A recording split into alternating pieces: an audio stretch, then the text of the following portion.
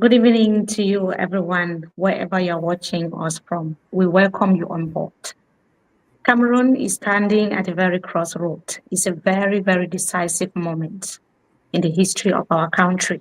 Just days after President Paul Biya's controversial swearing-in ceremony, which took place in the capital city of Yaoundé, the man widely believed to have won the October 12th presidential election, Issa Tchiroma Bakary, has broken his silence. In a powerful national address today, he called himself President-elect and gave the Biya regime 48 hours to release all those arrested during and after the post-election protests. This is a clear message that the struggle for legitimacy is far from over. The question now is, what is going to happen next? And can Cameroon find a peaceful path out of this crisis plaguing the country? Or are we headed towards a deeper confrontation? To help us understand this moment and what it means for the future of our country, we are today joined by a very special guest. His name is Dr. Simon Munzu. Dr. Munzu is a constitutional expert, former senior United Nations official, and one of Cameroon's most respected voices on governance, human rights, and conflict resolution. Dr. Simon Munzu, it should be noted, actually played a very key role in peace and reconstruction efforts in countries like Ivory Coast and Rwanda, two countries that once stood where Cameroon stands today, divided and uncertain. And the person who is better placed to talk about the situation in Cameroon today, given what transpired in Ivory Coast, is actually Dr. Simon Munzu, who is joining us. But as you can feel, the environment is also a very lively one where I am. So doctors should be ready to join us. We've been having a lot of conversation in the background. Hello, doctor. Good evening to you and welcome to join us tonight. Thank you for your time. Hello, Mimi. Thank you for inviting me. As usual, it's a pleasure to be on set with you. Thank you so much for coming. How are you feeling? We've not heard from you for a very long time. I remember the last time we had a conversation, it was in the UK when you visited. So how are you? How have you been doing? I'm doing well, as you can see. God has been good. So all things considered, I'm fine. This is what we are. November 9th today, October 13th was my, so a few days ago was my birthday. So, yeah, 76, nothing to hide. So I think that if... Happy belated birthday. Happy birthday. Thank you. So as I say, God has been good. God is good. Yes. And it's good to see you healthy and strong. And also retired. Yes, we see you having a good time with family and, having time to rest. Yes, but we have people as older, almost twice older than you, but still running our country. How does that make you feel? Well, Mimi, it makes me feel sad. But that's because you and I know that physiologically, at a certain age, there are certain things that you're not capable of doing anymore. Nothing to do with the individual. That's just the way nature is. So, if at 92, going to 93, yes. We had every reason to hope that President Biya would take his retirement, especially after having governed the country for 43 years. So, I mean, because even in our families, I don't think there are any of our families where our 92-year-old, 93-year-old father still plays a central role in the management of family affairs. So let alone in a country. I can tell you that from the point of view of physiology, I had hoped, like many others, that the president would acknowledge that he is no longer in a position to, to play the role of an active president of the republic, and therefore honorably retire from public office. But I mean, the choice was his, and he has made it. Especially given that Cameroon's constitution and electoral law do not fix a maximum age for being president of the republic. They fix a minimum age. You have to be at least 35 years old to be eligible as president of the Republic of Cameroon, but there is no maximum age limit. Therefore, legally, the president is right to say that I know I'm 92, going to 93, but I still want to be president, and there's nothing legal in his way. So we've got to look at what his legal entitlement is on the one hand, and what his physiological, the deficiencies or insufficiencies are on the other hand. And he is normal. I mean, he's human. No one expects a 92, 93-year-old man to play at his maximum capacity. But having preferred rather to stick with the law, which does not prohibit him from standing, and therefore stood the election. He competed amongst 12 candidates. The electoral process took its course. We are where we are now. And I can only wish President Paul Biya good luck with his new term of office. And we see what the next 7 years will look like. I say that against the background. That's why I said. That's why at the beginning I said I was sad. I say that against the background that we all know, Mimi, all of us Cameroonians in all 10 regions of our country, men and women, the young, the old, we all know that for the past how many years? 7, 10? Cameroon is not performing. Things are not going okay in any area that you want to look. In our governance, in our economic performance, even in our social cohesion, the state of security in our country, or shall I say insecurity in our country, the lack of basic, people are complaining about the lack of basic social needs like water, electricity, motorable roads, and so on and so forth. So we cannot hide from ourselves the fact that our country is in a bad state right now.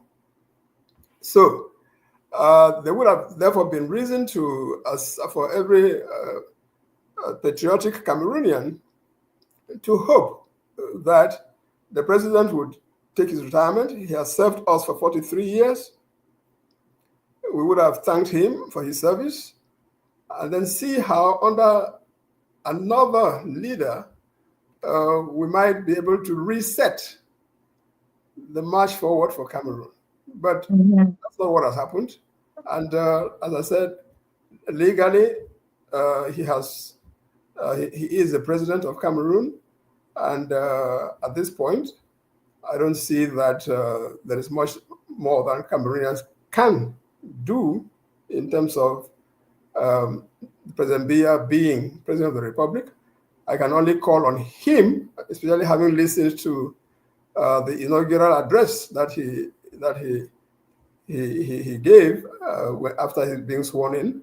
Hope that the things that he outlined in that address, he would be able to deliver. Yeah, but he's made a lot of speeches, end of year speeches. We didn't see anything coming through. Youth Day speeches, nothing didn't come true. And it's not the first time that he won the election and made a speech. But today we also want to focus the conversation on the political atmosphere in Cameroon at the moment. Issa Tchiroma Bakary has outrightly rejected the election results. And we've also seen other contending candidates like Tomaino Ndamjoya, who is an honorable member of parliament and the only woman who was in the race, rejecting and saying that Biya did not win. She's mayor, she's former member of parliament, but mayor in the West region, Mayor of Fumban in the West regions, rejecting the election results. And we also have different people like Honorable Joshua Osi, who was also a candidate in this election, saying that something has to be done because he's not happy with how things turned out. We have Barrister Akeremona Ateki also rejected. These are people who are at the forefront of how things unfolded. So the law is there, but also the legitimacy and what the truth is another thing. They believe that Biya being declared winner is actually not the truth, and that's not what happened. As a media tool, cover this election from the very first day and, follow the people who were on the ground. We also saw something very different from what the Constitutional Council proclaimed. So with all of these elements put together, how would you still say that the law allows President Paul Biya to run the country? Because where does the law come in when legitimacy is put to question, when the truth is being trampled on? Well, Mimi, I introduce myself these days as simply a civil society actor, a member of civil society. And in this particular election, the presidential election of October 12th, 2025, I did not endorse any candidate. I did not campaign for any candidate. And therefore, I do not hold brief for any candidate. But the question you ask is a pertinent one. Yes, a person should not be president of Cameroon when that person doesn't have what you call legitimacy. I presume that by that you mean that that person doesn't have the confidence of the population with him or her eventually, as opposed to that person having gone through the legal process specified by law, by the electoral process specified by law. Now, when it comes to the legality, Mimi, let's not pretend things are clear. Cameroon's constitution and electoral law define very clearly the various stages that constitute our electoral process, from voter registration to the issuing of voters' cards, to convening the electorate, to people declaring their candidacies, to those candidacies being examined and approved or disapproved, as the case may be, to the list of accepted candidates being drawn up to the launching of the campaigns, to voting day, to counting of votes, to declaration of results, etc., etc. Now, all these stages are laid down by our law, notably the Electoral Code of 2012 as subsequently amended. And for each of those stages, again, our law, notably the Electoral Code, says clearly which official, which institution which entity is to take particular action at that stage. You know that, I know that. And once those stages are accomplished in accordance with the law, through the action of the authorities or individuals or institutions that have been to which the law has given power to act, we say that the law has been followed. Okay? Now it turns out that in this controversial election, I call it controversial because of the things that you just mentioned.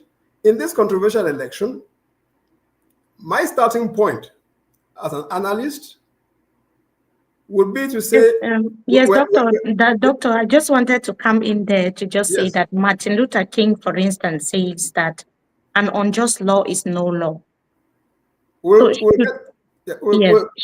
Should it be okay?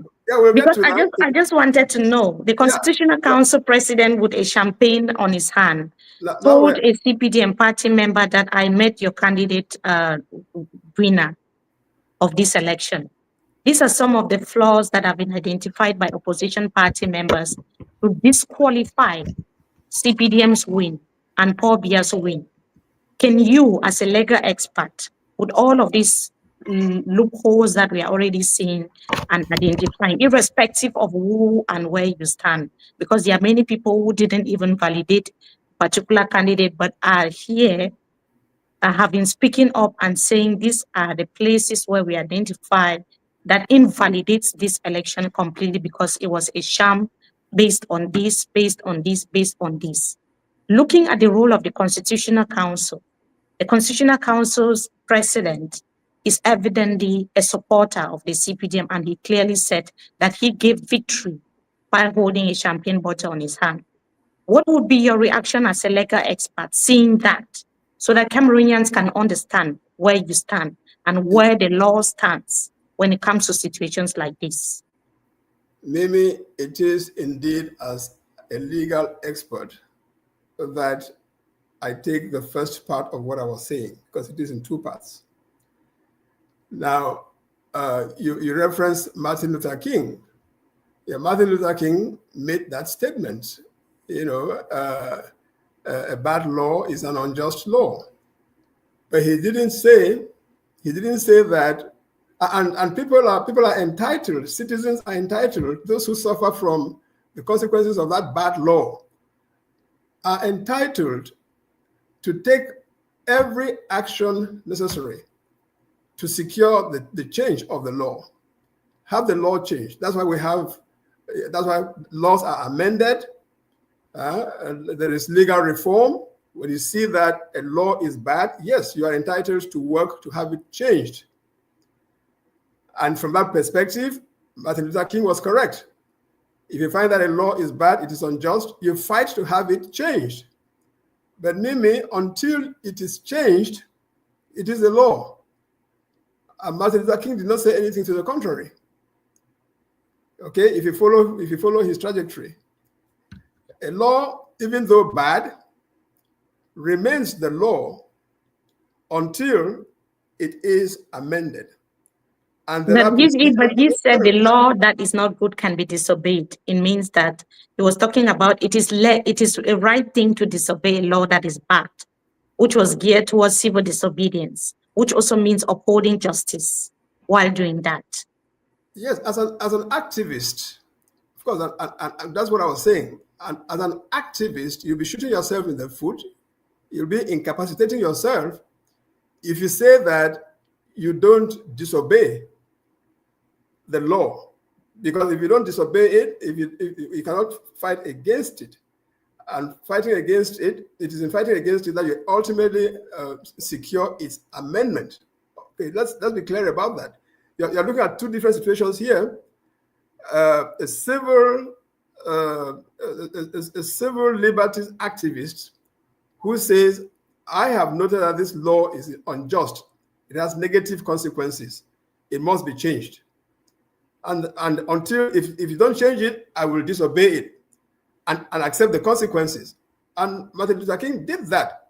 There are instances where he was thrown in jail in some cases for a few days, like being taken up at rallies and all of that. In other cases for longer and so on. But he knew that what he was doing, what he was fighting against was law. It was existing law. But he claimed that as an activist, he was entitled to disobey the law and accept the consequences. Accept the consequences. So let's not confuse things. Now, getting back to what we're talking about, the various stages laid down by Cameroonian law for the presidential election were followed. Okay. Now, if there are people who want to dispute any aspect of what was done at any stage, once again, the law provides mechanisms for redress, mechanisms for examining the complaints of those who allege, for example, irregularities, and so on. These also are legally defined, provided for by our law, and you would expect that those who claim that there were irregularities would use those channels. It is after they exhaust, if they exhaust those channels and they are still not satisfied, they can consider something else, okay? But they must be seen to have exhausted those channels. The allegations that you're bringing forth, these are all, an election has taken place. One side says that they won. One side says that side did not win. And this side said it won. The other says that they didn't win. Who do you expect to have betrayed? But the CPDM is the only, the CPDM, the Constitutional Council, and the government people are the only ones that did not present the PV. Because the other side that says it won, which is Issa Tchiroma Bakary, he presented the vote tallies from the different polling stations to show that he is the winner. Maybe let's be clear, because we are in an arena where our country may be drifting towards disaster. So we have to look at these things with a sense of responsibility. Okay? Now, when you say that the opposition were the ones who had PVs, of course, the law provides that when polls close, the votes are counted at the polling station.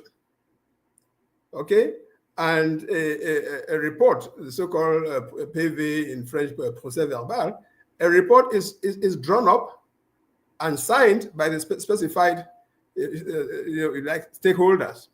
And that paper is the basis on which is what we rely on to say how people voted in a particular station, a polling station. And when you do that across the country, you have a sense of how people voted across the country. Now, if the opposition has, as they have said that they do, evidence that you're talking about, what the law requires them to do is to present that evidence within the context of challenging, using their right to challenge decisions and results proclaimed and all of that. They have the legal right to challenge. And when they challenge, it is before the authority before whom they appear in that challenge that they produce their evidence. Now, Mimi, did those whom we are referring to, did they go to an electoral, the competent electoral organ, whether it's the National Vote Counting Commission, whether it's the Constitutional Council, and so on? Did they go to those people to present the evidence you're talking about? Dr. Simon Munzu, we just said that the Constitutional Council president is a member of the CPDM, and most of the members of the council are CPDM party members. Maybe with due respect, those, and we are a very polarized society right now. So I know how some people may take what I'm saying, but let me say it. Okay, that is what you are presenting as narrated by those who claim that the CPDM candidate did not win this election. Okay, now all the talk about the president of the Constitutional Council being pro-Biya, Elekam being pro-Biya, and all of that. Objectively speaking, Mimi, this may well be true because the people we're talking about were appointed to office by the president, and specifically by President Paul Biya. And the way our system works, we're talking about our system, we're not talking about some notional thing somewhere. The way our system works and has worked for a long time, those people we know. This is a Constitutional Council member. Yes. This is an example. Correct. Yeah, this is a Constitutional Council member, all dressed in CPDM fabric. I've seen all of this. How do you expect that she will be objective in her judgment of determining who wins the election or not? Maybe I've seen all these pictures that you're showing. Yeah, because you were talking about facts. You wanted, yeah, but precisely. I'm saying that the political bias of those people who we are pointing at is public knowledge.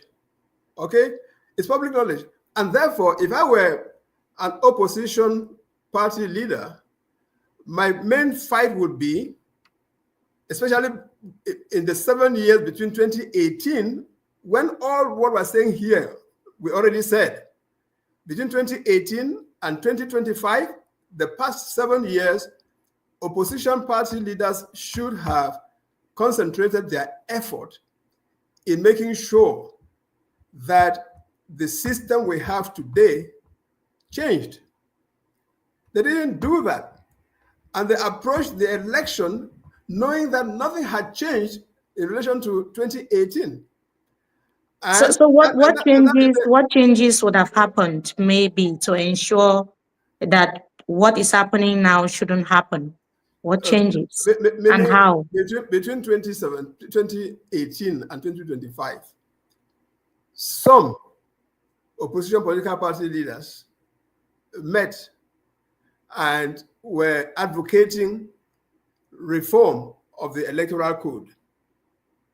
You know that, right? Yes. Some of them, about 6 or 7 of them. And it's never been reformed. Nothing ever changed. It has never been reformed because on the other side, you have a government, a system, a regime that from its perspective does not see its interest in reform. So the push for reform, pushing them to a point where they have to accept reform, would have to come from the opposition. And for that, the opposition would have to rely on the population.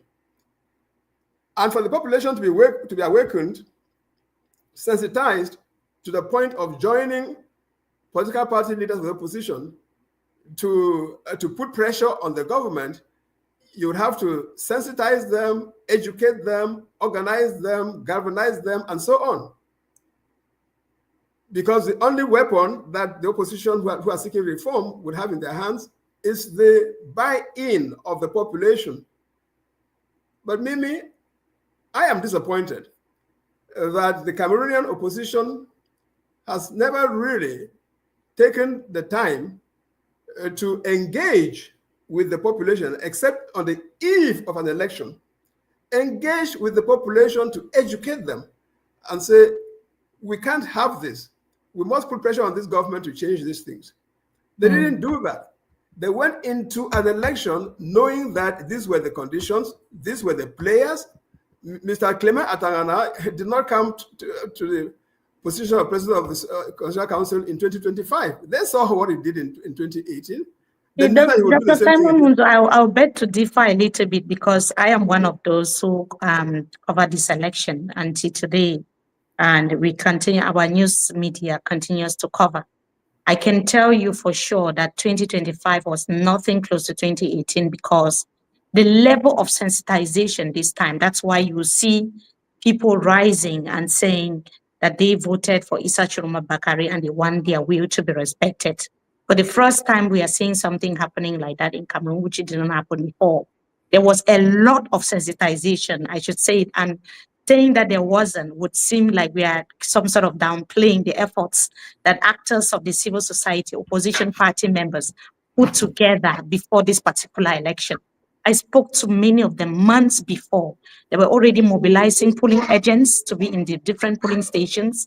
They had sensitized Cameroonians that you stay there and make sure you defend your votes because the law says you should do that. Many Cameroonians didn't know that before.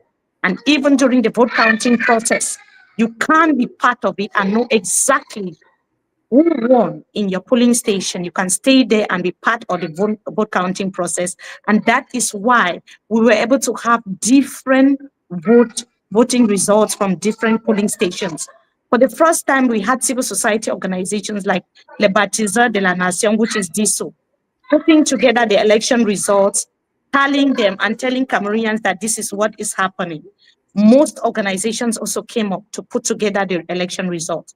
Project C has also been working a lot with all of these organizations. I mean, for the first time, the level of sensitization this time was over the roof, Dr. Simon Munzu. And if I should stay quiet when you are saying they didn't do a good job, I will not be doing service or justice for them because they did a tremendous, fantastic job.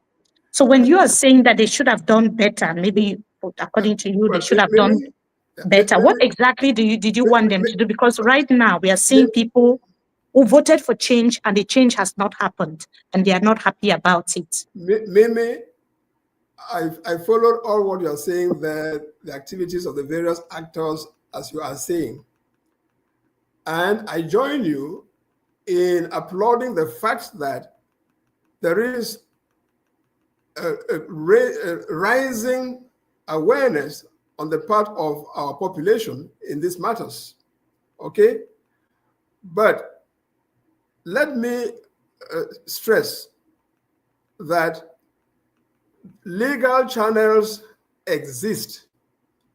The evidence that was collected by those whom you have cited is evidence that should have been presented before the National Vote Counting Commission, before the Constitutional Council.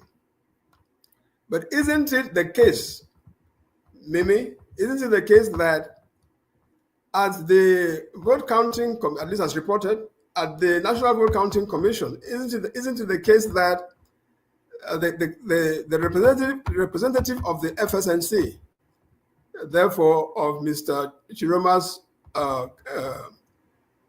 party, withdrew from the deliberations of the National Vote Counting Commission? Isn't it the case that, as reported by you, the media, and others, that certain political leaders who at an earlier stage had petitioned the competent bodies to examine what they saw as irregularities, subsequently withdrew?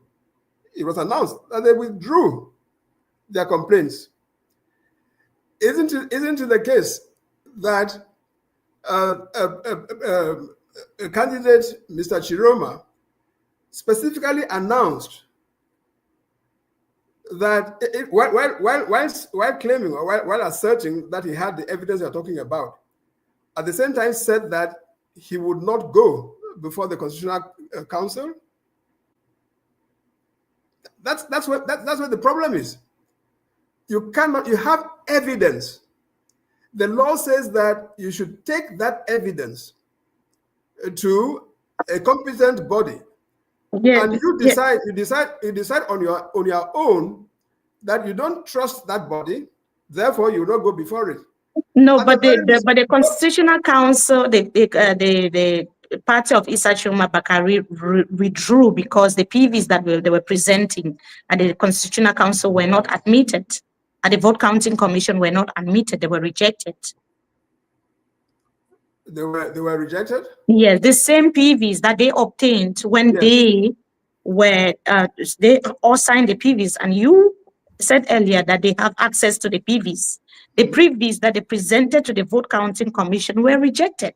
because they were already doctored by members of the CPDM, including Elections Cameroon members, and presented to the Vote Counting Commission. So their own PVs that were the same PVs from different political parties who signed the PVs earlier at the regional and sub-regional levels were rejected by the Vote Counting Commission. Why would they not leave when their own PVs are not being accepted? Those are the facts. And after they left, what did they do?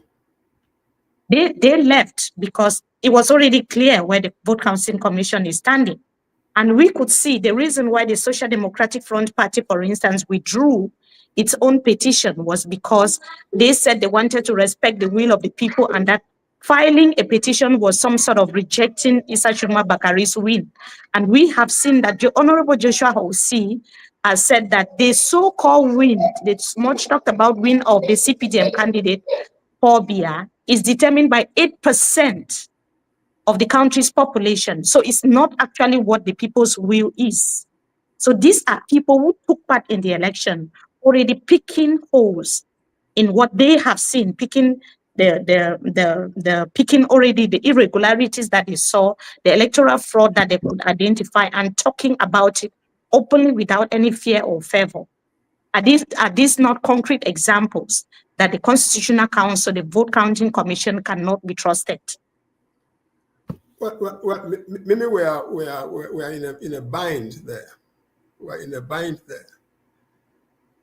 There is, if you like, the court of public opinion, and there are the law courts, law institutions, including the Constitutional Council. And in our electoral system, it is the Constitutional Council that has been given the power to proclaim the final result. That power is not given to candidates. It is not given to their supporters. It is not given to civil society. So the question must be,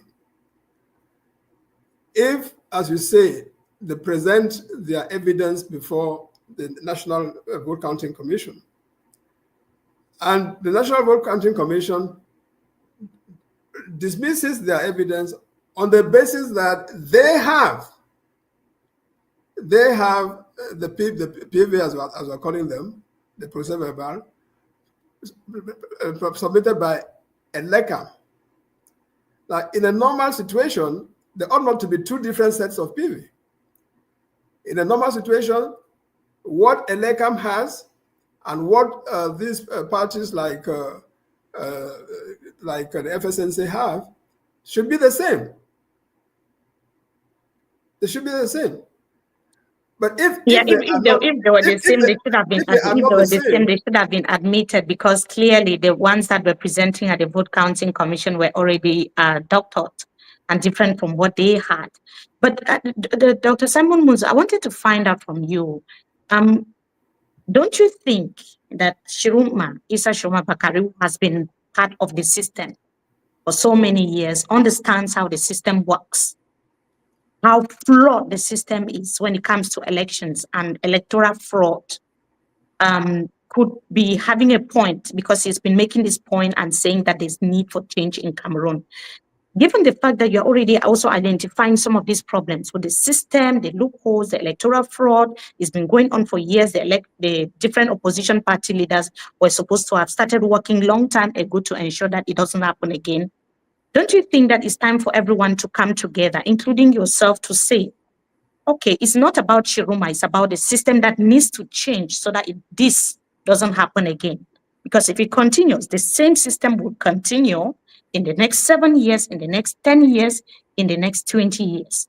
When is it ever going to end if the people are not coming together now, not for Tchiroma, but for the sake of the nation that needs to see change?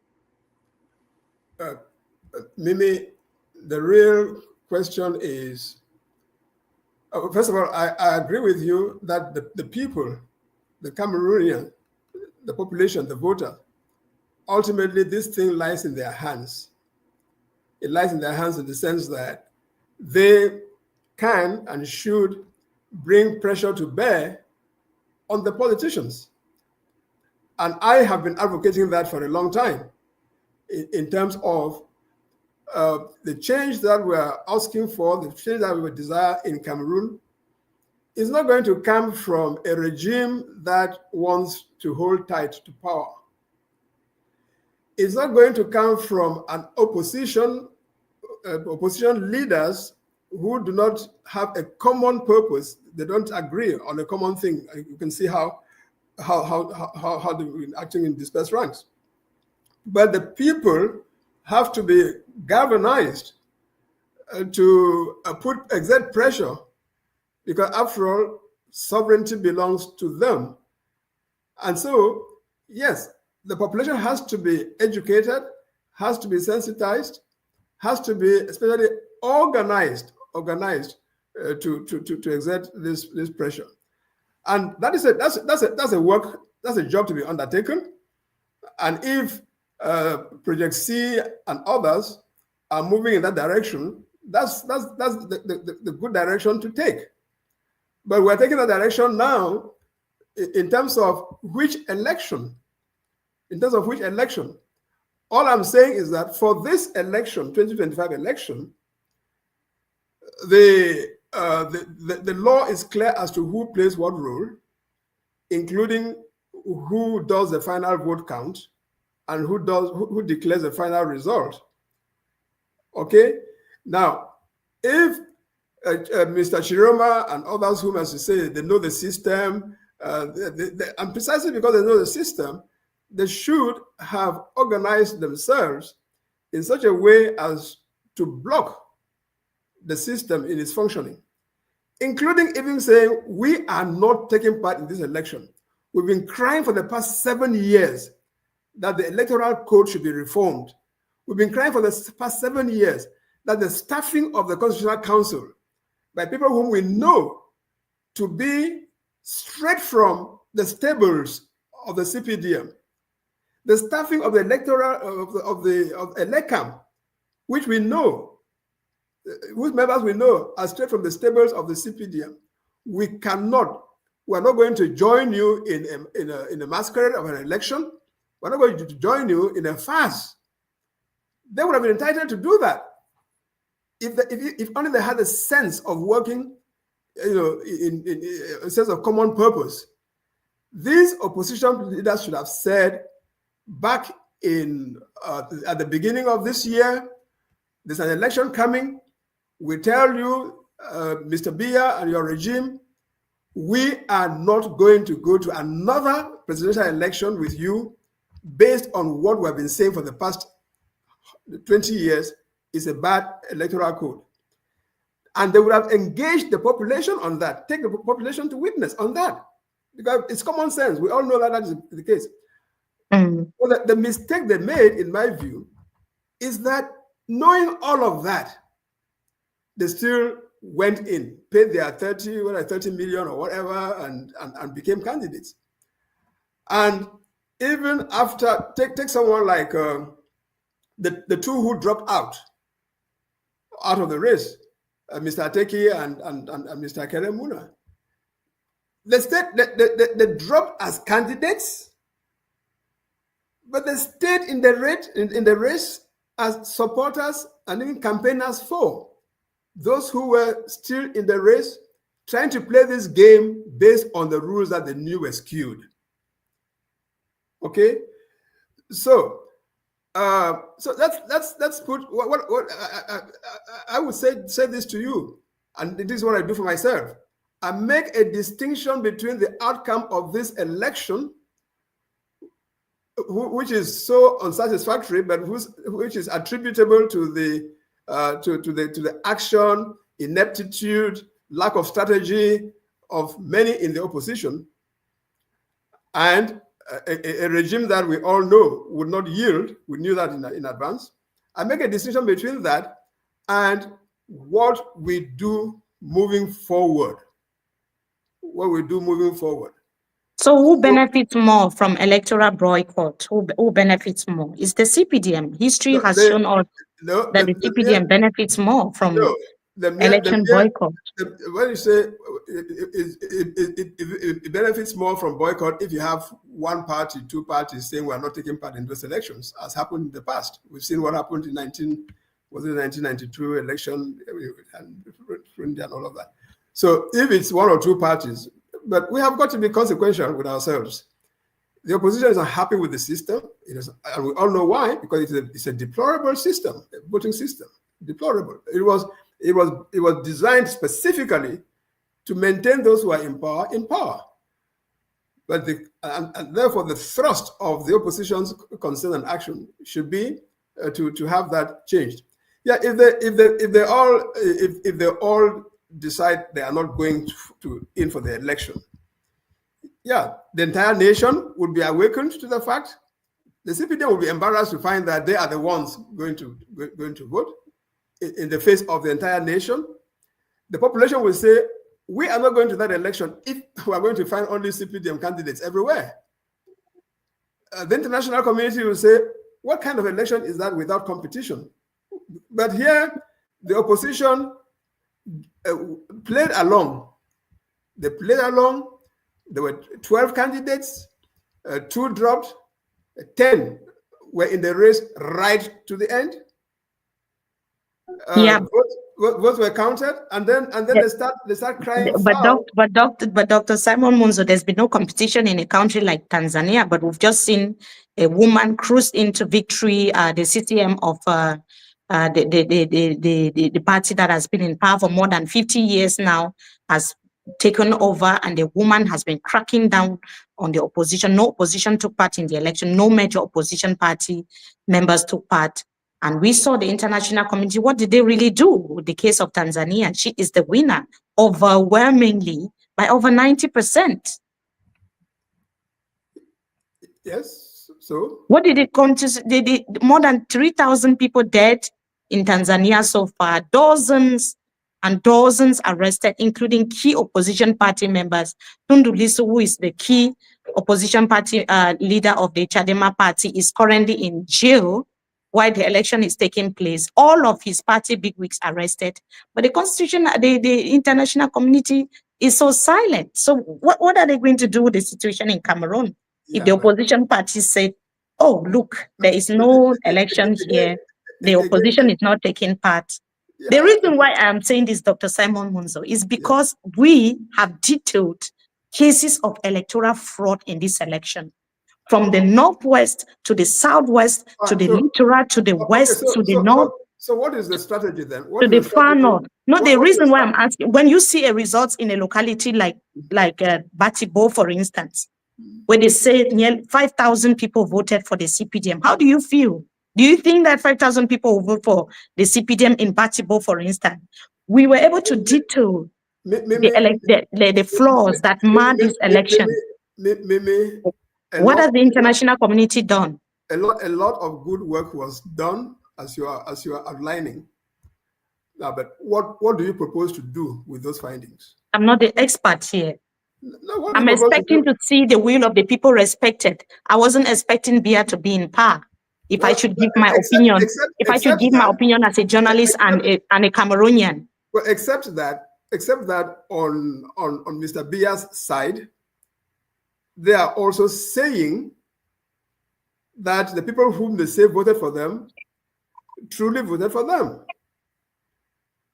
Okay, now I hear you, but Doctor, you clearly said that Elecam cannot. You have said during this conversation that Elecam is some sort of questionable because its members, if you have to be objective, its members are appointed by CPDM, which is Biya.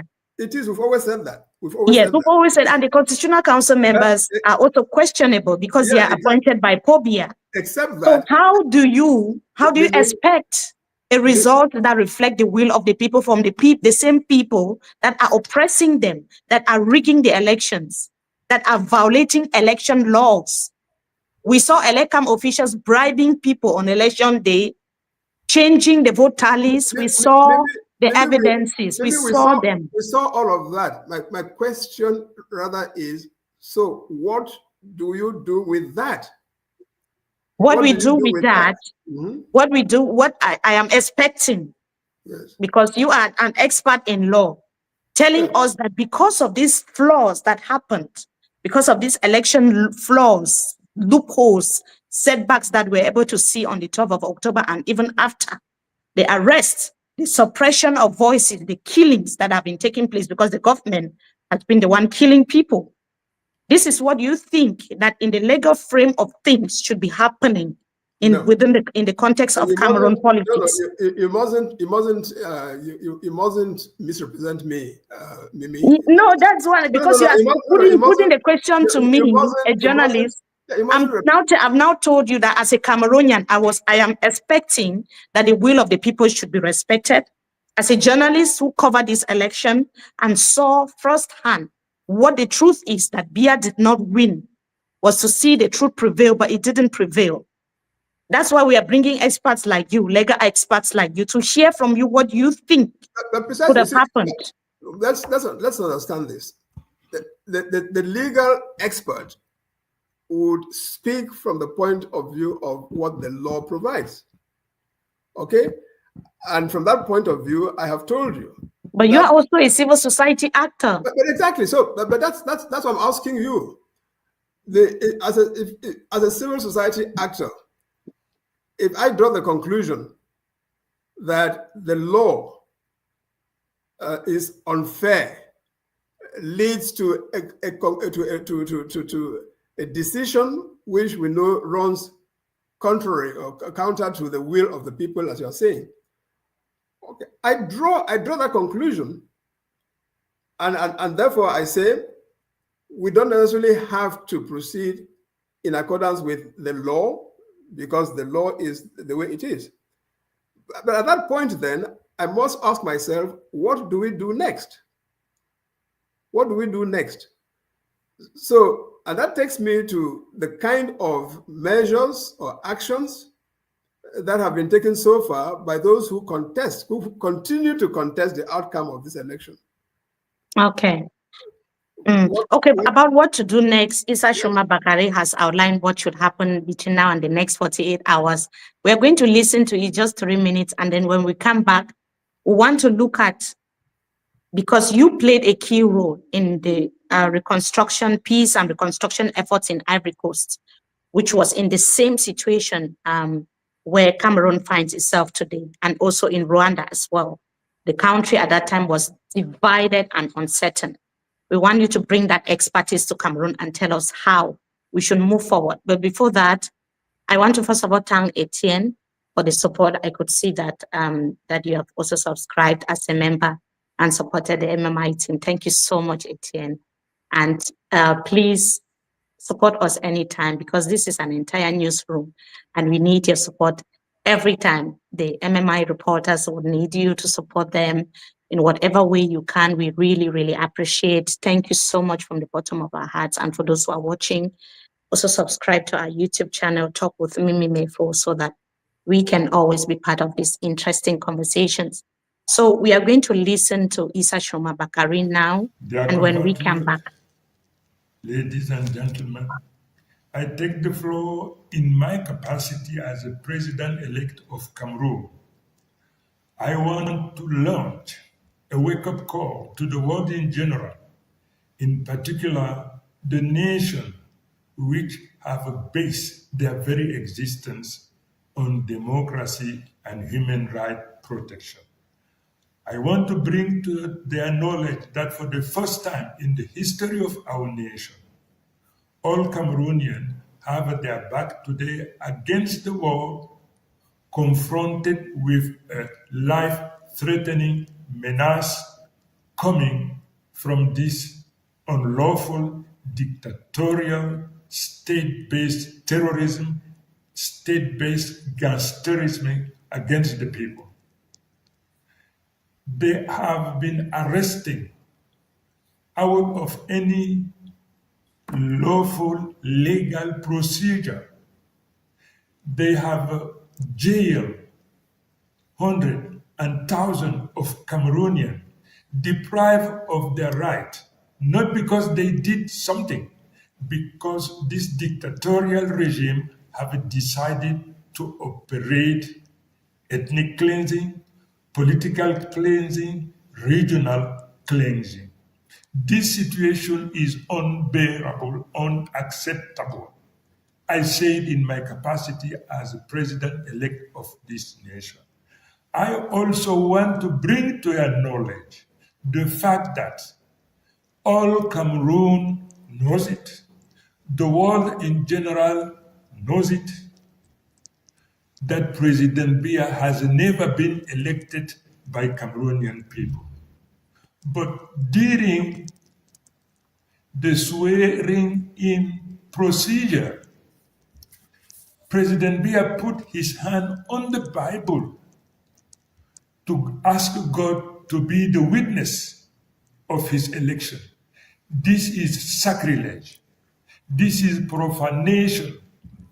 I just want to call your attention to the fact that he uses God just to fulfill his ugly purpose.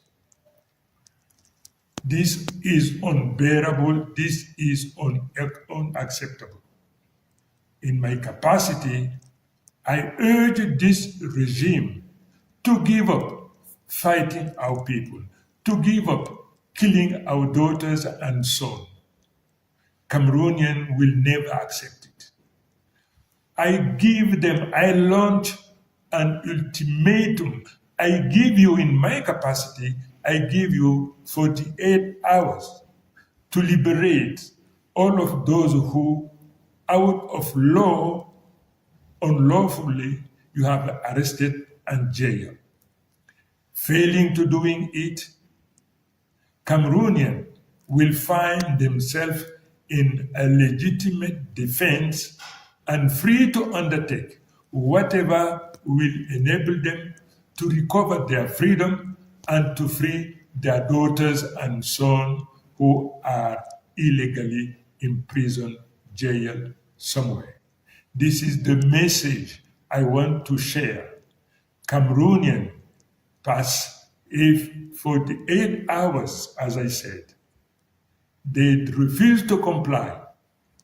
Cameroonians, they are in legitimate position to defend themselves, to defend their family, and to go retrieve their daughters and sons who are unlawfully and illegally have been arrested and jailed. Keep this in mind, and for as long as this problem has not been solved, you have to remain tall and strong and ready to fight for your freedom, for your right. May the Lord bless our nation. Thank you. Yes, Doctor, we've heard from Issa Tchiroma Bakary himself talking about the sovereignty of the people, the people's will respected, but he has given a 48-hour ultimatum to the system in place, the regime, to release all those who have been arrested within the context of the post-election protest across Cameroon. I just wanted to ask, before we continue the conversation where we ended, are you, as a civil society actor who cares about Cameroon and also a legal mind, joining your voice as well to call for those who have been unjustly arrested without warrant and put in prison? Well, I mean, I've been calling for people who are unjustly arrested and imprisoned to be released for a very long time, not just in the context of this election, but you know, Mimi, that in many other contexts, including within the framework of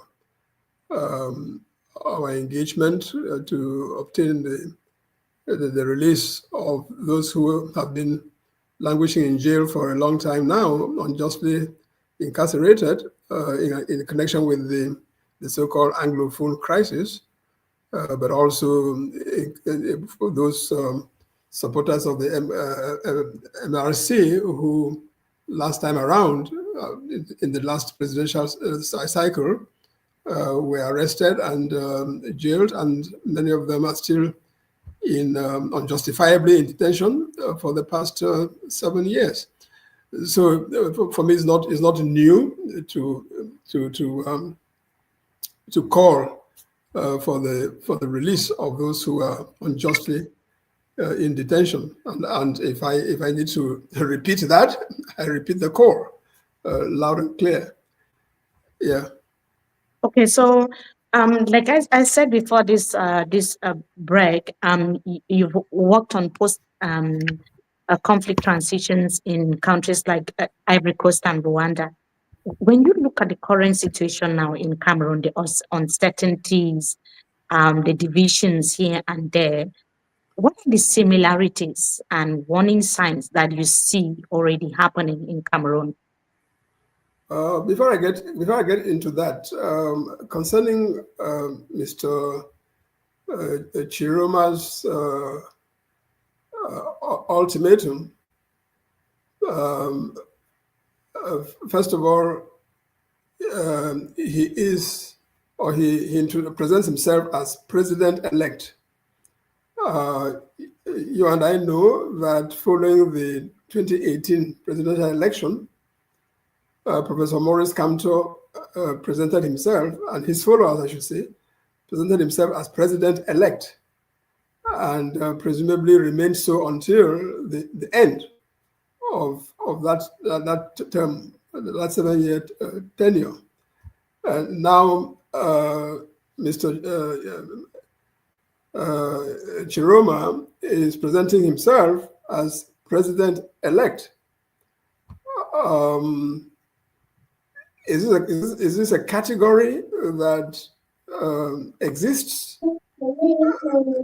Is it a category that is surrounded with legal attributes of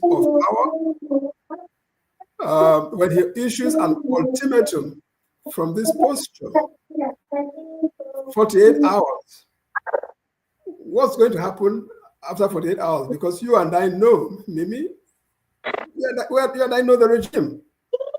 We know the operators of the regime. So you and I know that within the next 48 hours, no one is going to be released in response to Mr. Tchiroma's ultimatum. So at the end of the 48 hours, what does he propose to do? I hear him simply asking the Cameroonian people, to be tall, strong, ready to fight. Now, in concrete terms, what does that mean? Where does that place us? What preparation has been done? Because the Cameroonian people could indeed remain tall, they could remain strong, they could fight for their freedom as ultimately they should. But at this point where we speak, what ground has been laid? What preparation has been made? What what measures have been taken for the people whom Mr. Tchiroma is relying on with respect to his 48 hours, for the people to say, okay, but Dr. Simon Munzu, are there any stronger grounds than what the people voted for? No, well, that's not. We're not asking whether the people have a motive. I'm asking you, in fact, by way of conversation, I'm asking. If you like, I'm expressing. I'm expressing my skepticism about the advisability of this move. What's the point giving an ultimatum in a limited time frame of 48 hours, which can pass very quickly, and not being in a position, should that ultimatum pass without to do something? Anyway, so that's only an aside. We'll wait and see. 48 hours is not very long. We'll wait and see. But coming to your but before we continue, don't you think Issa Tchiroma Bakary thought carefully about it before making that statement? I would like to think so. I would like to think so, but I mean, it's only a reflection. Yeah, and also you compare 2018 and 2025, that there were some similarities, whether it's becoming like the norm, but we clearly know that from 2018, what happened in 2018 and 2025 are two different scenarios. Of course, Professor Maurice Kamto emerged in 2018 and said he was the president-elect. And we are seeing that now. But in 2018, the damning evidence proofs that we are having now, the reports, the fact that the people came out together as one man to vote for change. We didn't really see that in 2018. Truth be told, we didn't. And I covered the 2018 election while in Cameroon. I was not even doing that with my team back home and I being in the diaspora, but I did that from back home and I saw what happened in 2018. And it's something completely different from what we see now. Well, maybe all what we are doing is reflecting on the measure, on the step which Mr. Tchiroma has taken, and that's because it's been put in the public arena. Okay. Now, otherwise, I would say that there is a qualitative difference between mobilizing people to go and vote, especially in a context like ours, where there is indeed that fervor for change. So mobilizing people to go and vote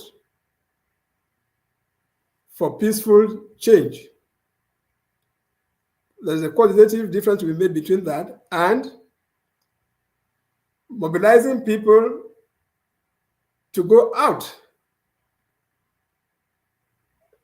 and supposedly defend their vote. I'm just waiting to see in practical terms how that will play out. So it's not condemnation, it's skepticism. And I may be wrong in being skeptical, but I am eagerly waiting to see in the next 48 hours how the response of the Cameroonian people whom Mr. Bakary is relying on will pan out. Yeah, many people were also skeptical, I guess, and even the regime now is very skeptical and worried because I think we've seen that in the past, but we've never seen a situation where a member of the government comes out and challenges Biya and, have the kind of following that Issa Tchiroma Bakary and support that he has. So this is also a novelty for the system that is in place and a hard nut for them to crack. So as we are also probably contemplating, including yourself, that is how they are also contemplating and thinking what could be happening. So let's wait for the next 48 hours and see what happens. And looking at, like I asked earlier, you were involved in the peace reconstruction process in Ivory Coast.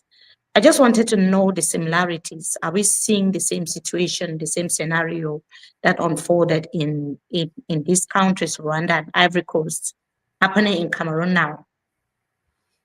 Yeah, yes, indeed. I mean, there are some similarities, especially with the situation in which I lived through in Côte d'Ivoire, where, as you know, the crisis there was essentially an election.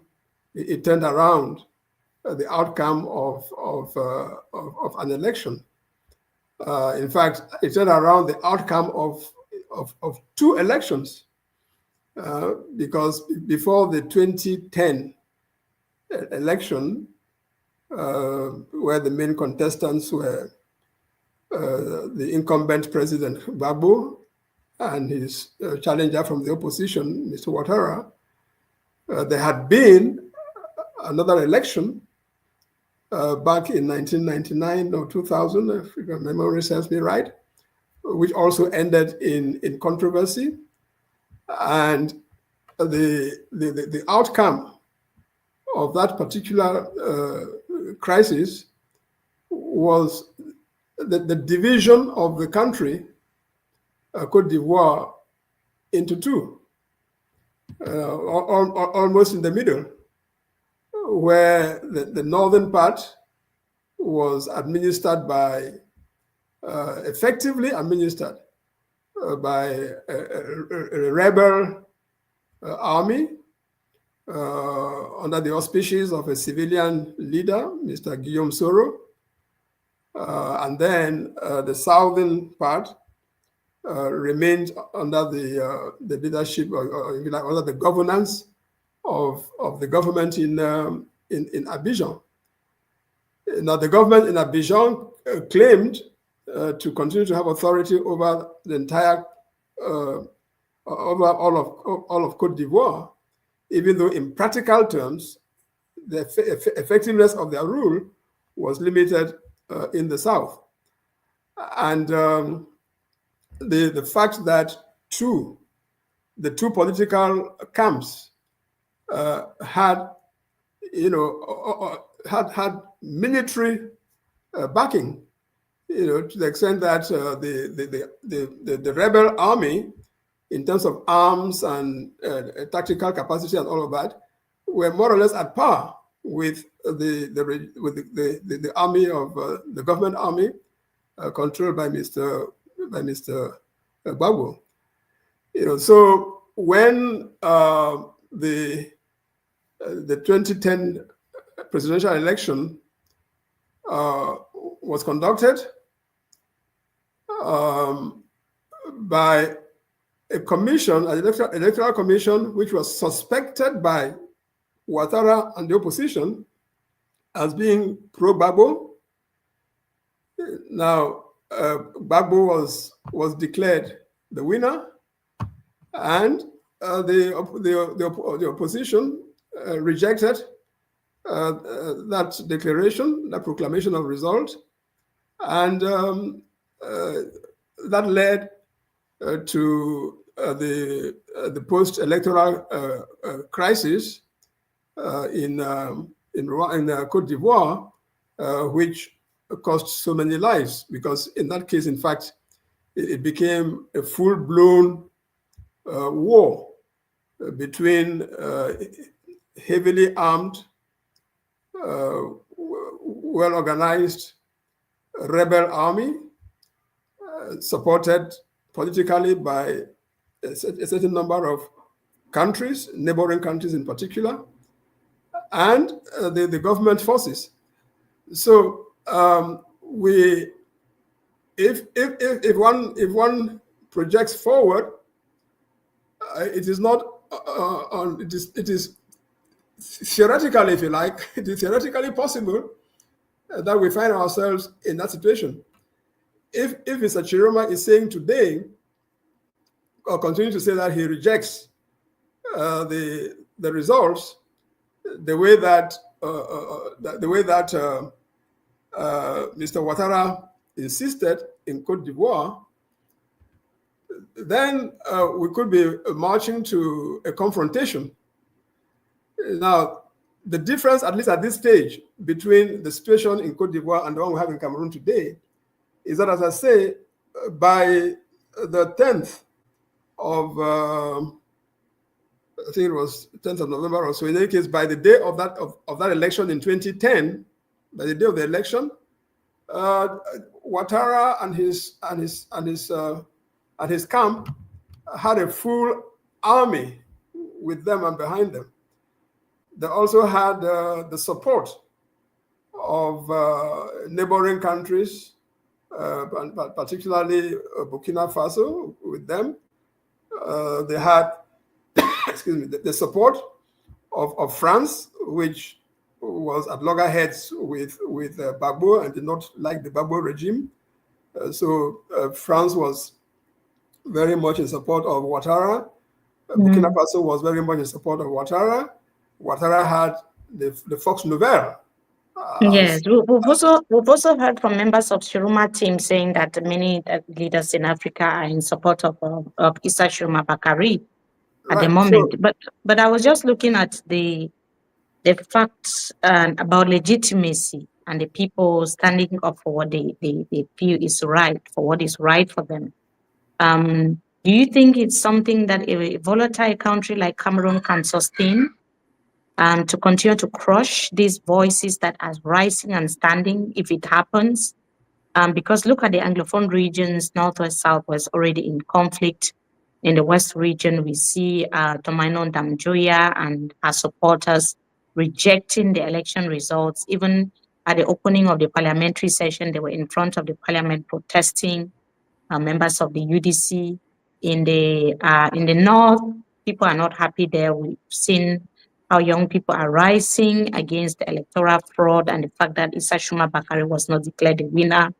And in the far north, so we have 5 regions out of 10 now in conflict. Do you think it's something that the current regime can sustain, 5 out of 10? Well, I mean, there are protests now. Okay, what you have what you are pointing to is protests by those who do not believe that the Constitutional Council was right to proclaim Mr. Paul Biya as duly elected president in 2025. So my understanding is that as at now, the reactions are political, in the sense of political party leaders, the ones that you've named, who have officially issued statements rejecting this result. Now, in the Côte d'Ivoire situation, yes, I mean, there are political party leaders who did the same, who rejected the results as proclaimed by the Ivorian Constitutional Independent Electoral Commission, as they call it, at the time. Now, again, those political party leaders had the population massively behind them, their own supporters, but so did the government side, Gbagbo and others, with Charles Legoudet and the Young Patriots and all of that. They had their own supporters as well, and that is why you, every now and again, there was a face-off in the streets in terms of a clash of supporters of one side or another. The government, because those clashes tended to be in the south, the area ruled by the government, by Gbagbo, and the response of the government in several of those instances was to shoot at civilians, you know, which if you like, called upon drew the wrath and condemnation of many, especially from the standpoint of observing human and civic rights. You know, so if one were to look at the situation in Cameroon today, you have said, look in terms of support, you've said that Mr. Tchiroma has countries, foreign countries that are prepared to support him. I take that from you, and that would mean that he has like the equivalence of Burkina Faso and France in the case of those who are supporting Ouattara. You mentioned that there are people protesting. Again, there are parallels there with the situation in Côte d'Ivoire, because there are people on both sides. Yeah, I'm not mentioning, Doctor. We are seeing people on the streets protesting. No, that's what I'm saying. But yeah. you're putting it on the table, and I'm saying that yes, people are protesting, but at this level, it is people protesting. All right. So, is there going to come a point where, further down the line, those who are protesting on the part of the government supporters would have, if you like, the backing, presumably have the backing of governmental forces, although it is not to be excluded that even amongst the soldiers, the military of today, there may be some dissidents in there. But so on the part of the government, they have a ready-made military capability, as it were. Now, on the part of Mr. Tchiroma, are we veering to, in order to have this parallel with Côte d'Ivoire, are we veering to the point where Mr. Tchiroma will say he's setting up his own army that will confront the government forces and so on. So that's when you look at all of that, we have reason to be concerned about our country. Should we, with our eyes open, recklessly slip into that area? Yes. Yes, and he also said that or he has a part of the military with him already. Right. But you've also spent decades working with it. Let me just, or should we at this point, envisage the two parties, because now we can clearly talk of two parties, the two sides, envisage the two sides, agreeing to talk with a view to finding a mutually agreed solution. Or should we but this is a government that rejected a series of dialogues. Even you have been an architect of promoting dialogue for the Anglophone crisis and many other conflicts. Exactly. The government has been recalcitrant. Do you trust the government taking part in any dialogue? The government has not been open to dialogue. We know that. But they may not be open to dialogue when all that they have is the Simon Munzus of this world writing them petitions and addressing memos and all of that, with the response and the lack of will to engage in dialogue be the same. Military action. Yeah. All they have is military action, military solution, and arrests. So you've spent decades also working with the United Nations and organizations like the Commonwealth of Nations.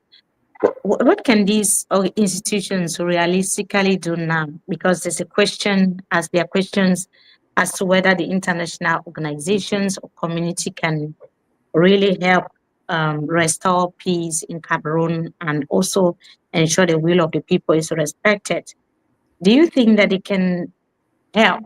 I mean, concretely, beyond issuing statements, not just writing and condemning, is there anything that Cameroonians can hope for when it comes to maybe interventions from these institutions and the international community?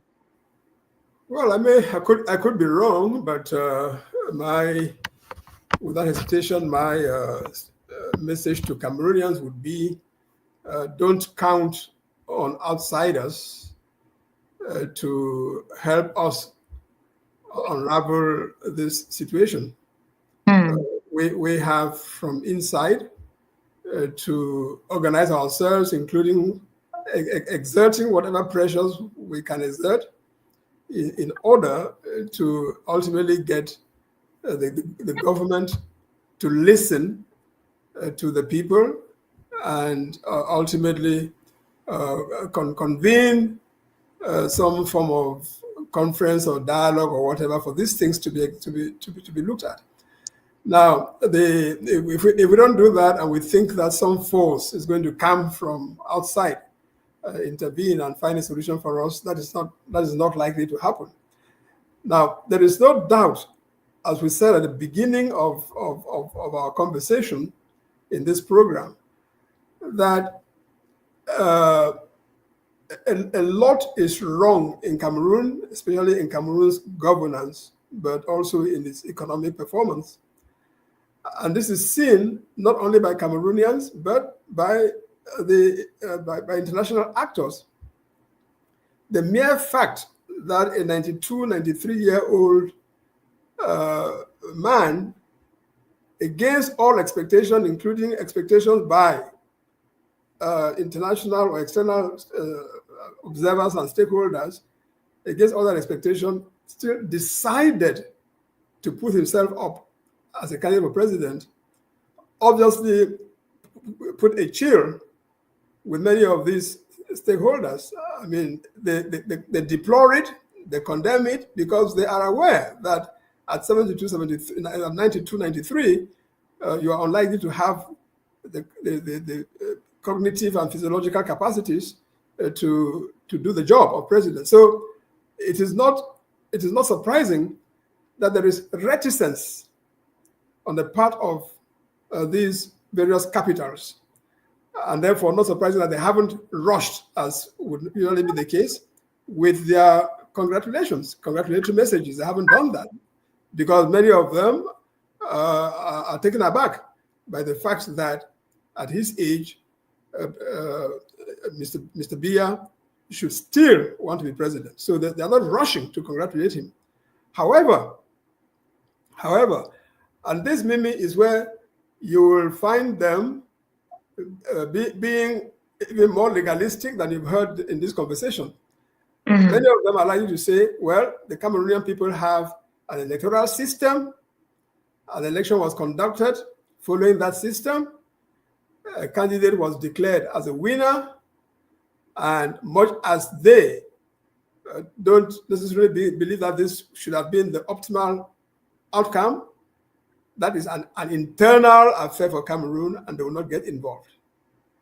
They will not get involved. So don't expect a frontal involvement by external parties. However, there may be amongst them players who, because they have some influence on the present regime, some of it through friendship, some of it through their capacity to wring the hands of the hands of this incumbent regime that goes out borrowing money, and so forth. So there are some of them who have certain leverage with the government, with the regime, I should say, and who may want to deploy to use that leverage to call the regime and its leaders to reason, to be more accommodating, and so on and so forth. So that kind of behind the scene advice, intervention, and so on can take place. That can be envisaged. So if his legitimacy is constantly being questioned, like right now, do you think that the Biya regime has the capacity of receiving even financial funding, not just the kind of intervention that you're talking about? I mean, like, do you think that some governments would trust the system with fundings? Well, it all depends. There is they would want to calculate their own risk. They want to calculate their own risk because none of those players, whether in terms of countries bilaterally or in terms of multilateral institutions like the IMF and the World Bank and all of that, the UN and so on, I can tell you that the bottom line for them would be their interest. So if they find that they can exert pressure and obtain a certain relenting on the part of the Biya regime, they would do that. But the bottom line for them would be, okay, what is in our interest? They would for the gallery for public consumption, issue the usual statements and appeal and so on and so forth. Yes, they would do that, but they would do it knowing that, in some cases, knowing that it would not really make a difference, but they will still do it to be on record as having spoken. I heard you mention earlier in the conversation. I heard you mention or reference the resolution of the U.S. Is it Senate committee? Yes. Yeah. That's something. Yes, that's the U.S. Senate committee. That committee that has Committee on Foreign Relations. Yes. So they would obviously, as senators who in this day and age have many constituents who are originally from outside the United States. In other words, like the Cameroonian, the African community, and all of that. Many of these Yeah, but in other words, nothing elected can come officials. from the international community. Yeah, And nothing much. many of these elected officials are sensitive to the fact that their constituency, the demographics of their constituency, reflecting more and more, the presence of Africans and Cameroonians in particular in this particular case, and so on and so forth. So they would pass a resolution like that, but at the same time, they would have to they acknowledge that the conduct of foreign policy is rather more in the domain of the executive, notably through the Secretary of State, than Parliament. So they'll make recommendations. They would question the Secretary of State. Have you done this? Have you said that? And all of that. Come and testify before us, and so on and so forth. But beyond that, let's not have the illusion of some forceful foreign intervention to avert disaster in our country. Let's move the conversation forward because we have just about 4 minutes left with you, Doctor. The first question will be, many people are not happy. I can see also reactions in the comment section, a lot of disappointment, uncertainty. People are also, not agreeing with a lot of things that you have said. But it boils down to the general sentiment of disappointment that is reigning across the national territory at the moment. I just wanted to ask you, these are people who went out on the 12th of October to vote for change in Cameroon. And that change is far-fetched. It's not anywhere near. They are not anywhere close to that change that they wanted to see. In fact, who is not tired of the same government or the same regime after 40 years? Who is not tired of the same voice being heard at the National Assembly and to the presidency after so many years?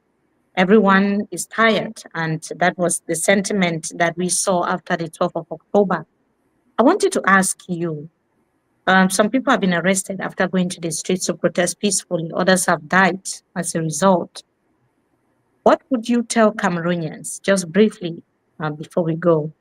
What is your message for Cameroonians now?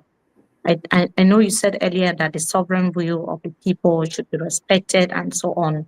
And I'm asking you not just as a civil society actor and a renowned lawyer, legal mind, but also as a Cameroonian yourself. You are a Cameroonian, and if there's one person in the country that has always advocated for change, it is you, Dr. Simon Munzu. What would you tell Cameroonians tonight? Well, I mean, as you say, I have been an advocate for change this past 30 years or more, and I continue to be an advocate for change. I had hoped that this 2025 election would offer the opportunity for Cameroonians through the ballot box to cause that change to happen. Why?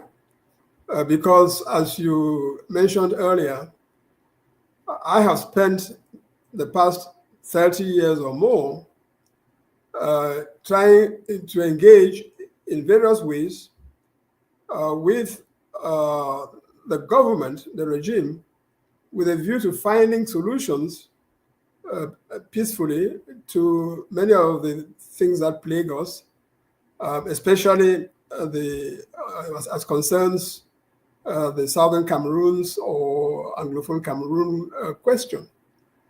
And what we have received has been a deaf ear. So naturally, there was an expectation on my part that if someone else becomes president, we could, in the general effort by us Cameroonians to reset the governance base of our country, there will be an opportunity to have discussions, consultations about these issues that have been bugging us for so long and which have remained unresolved simply because the incumbent regime has not shown any willingness whatsoever to engage with anybody in terms of a genuine dialogue. Yes, so I continue to call for change. The question, however, is how do we want to get that change? We had hoped that we'll get it through a free and fair and just and truthful election through the ballot box. Now that that didn't happen, how else do we expect to get change? I wouldn't be in favor of saying that we form an army to fight against opponents of change, but that's only my personal choice. There are others who may feel that the time for peaceful dialogue and negotiation and all of that is over. It has to be Kalashnikov for Kalashnikov. That is they're entitled to say that and to go along that way.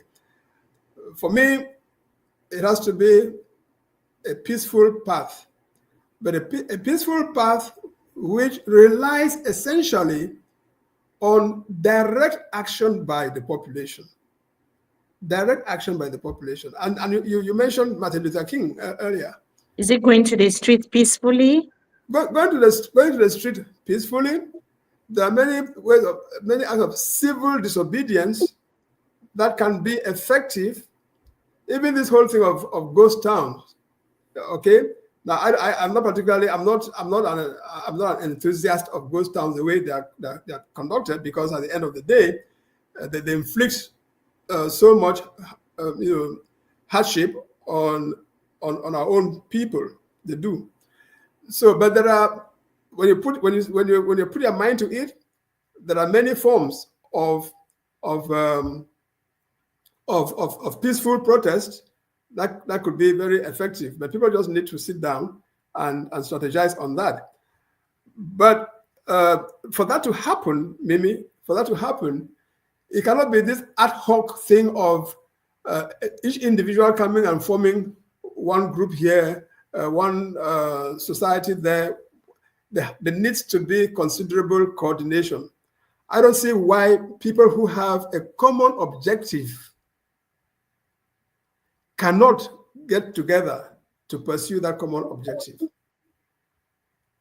The leadership in our outside governmental circles, whether it's in terms of political parties or civil society, is too individualistic to this point, too individualistic, too many people forming too many different things, and resisting the call for them to come together and form something more formidable, which is motivated by the fact that they have a common purpose. Why would you have a common purpose and refuse to get together? So I'm hoping that.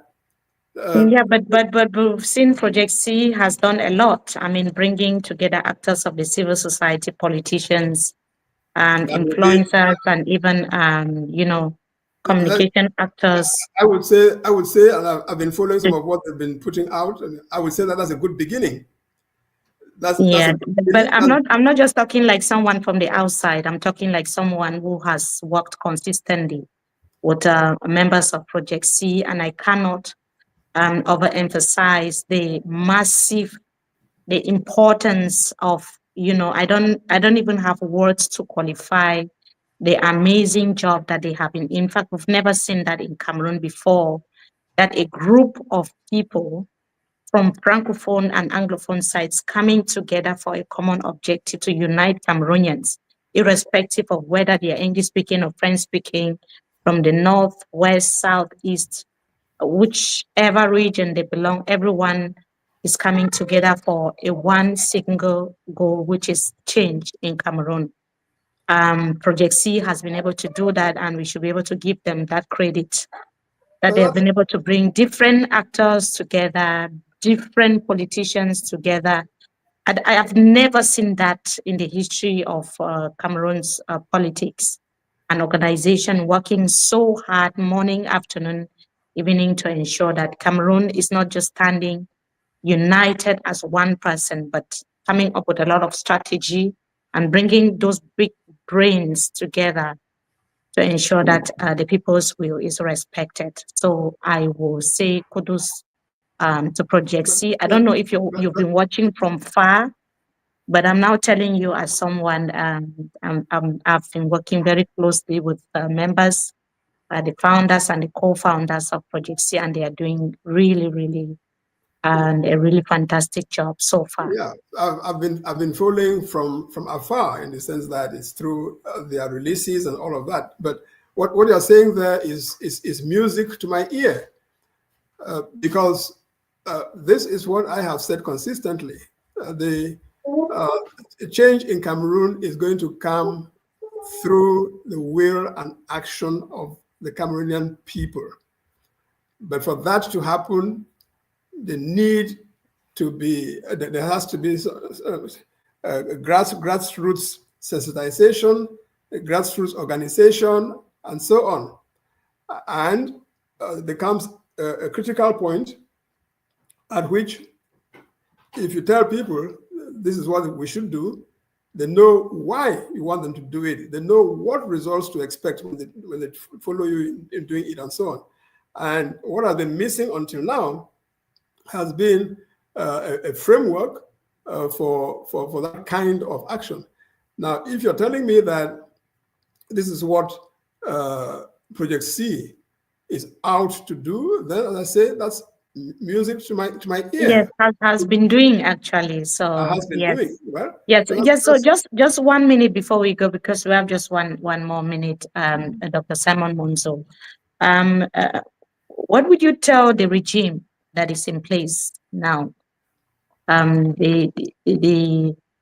Their so-called victory and swearing-in ceremony is highly being contested by Cameroonians, and many people would want regime change in governance. You know, what would be your message? Well, my message. Oh, by the way, before I give my message, since you say we're concluding, just briefly. I follow with interest what you said there about, in terms of in the chat, there are many who don't agree with what I'm saying, and so on. That's to be expected. I mean, this is a very passionate subject, so it comes as no surprise that not everyone would share the same opinion on any particular issue. But as always, we've got to keep talking about these things. Now, my message, if I were to send a message to the regime, especially to the head of the regime, President Paul Biya, I would say, Mr. President, you contested your 8th presidential election. The institutions of the country that were in charge of the electoral process have proclaimed you the winner. You've taken the oath of office, and now you've commenced your 8th presidential term.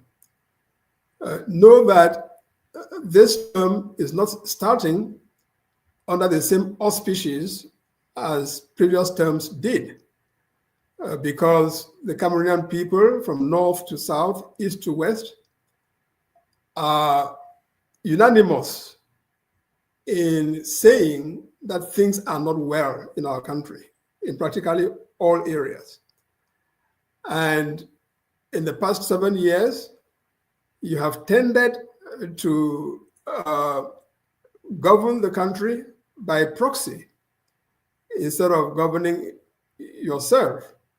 When the people give you a mandate and for you to be the standard bearer of the exercise of their sovereignty, it is in the expectation that as their servant, you would carry out the mission yourself, not through intermediaries. Learn the lesson from what's the general environment of this election. And please, number one, be more visible in fact, be more visibly engaged in the actual conduct of the business of the country. Number two, don't act as if the entire country is CPDM, or that the CPDM is the entire country. Know that there are Cameroonians who support your party and your regime, and there are others who do not, but you are president of all Cameroonians and should be acting in the service of all Cameroonians. Number three, the country is desperately in need of institutional and governance reform. So right at the beginning of your new term, you should open up, organize a genuine national conference, dialogue, whatever name we give it, where without taboo, all the problems plaguing our country, especially on the governance side, should be put on the table, including the form of the state and the evolution of power. Yeah, but Doctor, you're saying this thing to a 92-year-old man that many believe is not more capable. Well, you asked me to advise. It's a 92-year. I did not invent. No, I said the government, the system in place. But the system in place is he is, if the system is working properly, he is the head. He's probably sleeping by now, and he is the head of that system. Very late tomorrow. Yeah, no, otherwise I can't direct myself to the others. The others are his appointees.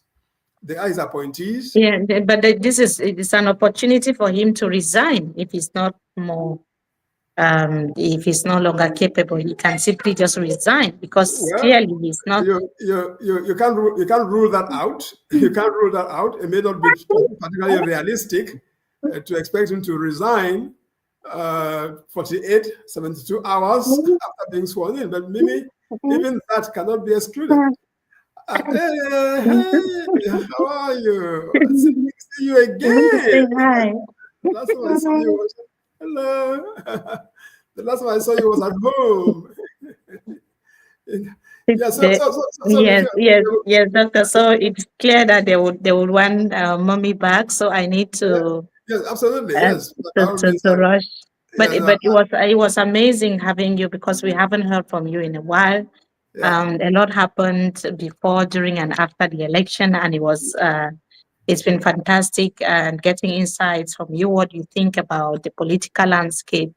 And we want to really just appreciate your presence here tonight and everything that you said. So thank you so much, Dr. Simon Munzu. And whenever we call, I know that you always be there to answer. Thank you. I'll always be here. So thanks again for the opportunity. There is still a lot of work ahead to be done. Yes. If we don't want the country to plunge into civil war, to put it bluntly. Yes. All right. Thank you very much. Yes. And all I can say is that let the will of the people be respected and let their will be done. And as a media, we'll be here to follow through with them and report nothing but the facts and stand with the people, because we are the people's media. That is our objective. And yes, that's the only guarantee we can give. Thank you so much, Dr. Simon Munzu. As always, it was a pleasure, and hope to have you some other time again. Thank you. Anytime. Yes, and to our viewers, it was a pleasure having you as well with us tonight. We've seen a lot of reactions here and there, disappointments, but also it's important to always bring different people to have these conversations with them. You know, you must not always have people who reflect and think the way you think. It's also important to hear from different perspectives, and that's certainly how some Cameroonians also think, you know. So accept opinions from other people, accept other people's, standpoints, where they come from and what they believe in. That's how the society is. People would never reflect the way we reflect or the way you reflect. for the way I think. And for those who joined us, I want to say thank you. Road to It expanded into partnership with Beyond Africa podcast. You've been seeing the fantastic job with Bernard Ngalim, Sandrine Yamga of Analyses avec Sandrine Yamga, for Hansen Chanji of the Cameroon News Agency. We also expanded with other partners, Loveling, NJ, that was also part of the presentation from time to time.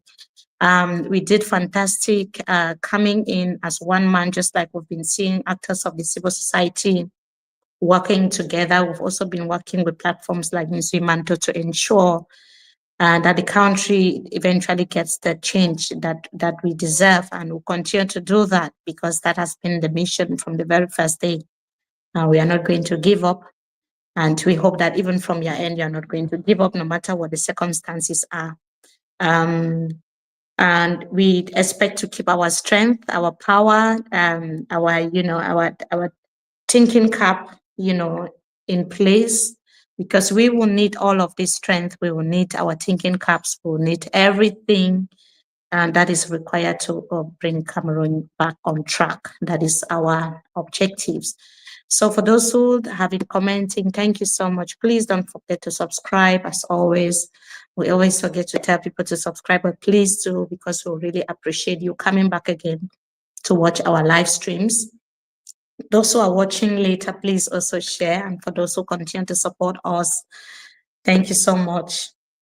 You can support our news team with a cup of coffee by being a member. A cup of coffee can be between $3 to $5 per month. It depends on you, wherever you're watching from. Even 3 to 5 pounds, you can do that by being a member, and you just subscribe. Every month you can give our team of reporters a cup of coffee, and it will really be appreciated. So thank you for those who have already done that. And for those who joined us tonight, the positive comments, the negative ones in quote, is never a negative comment, just a remark, but thank you. And until we meet again, it's bye for now. We are going to bring more guests. No, our lists are not exhausted. We've not exhausted the lists. So don't be disappointed. We shall be right back. Bye. Thank you.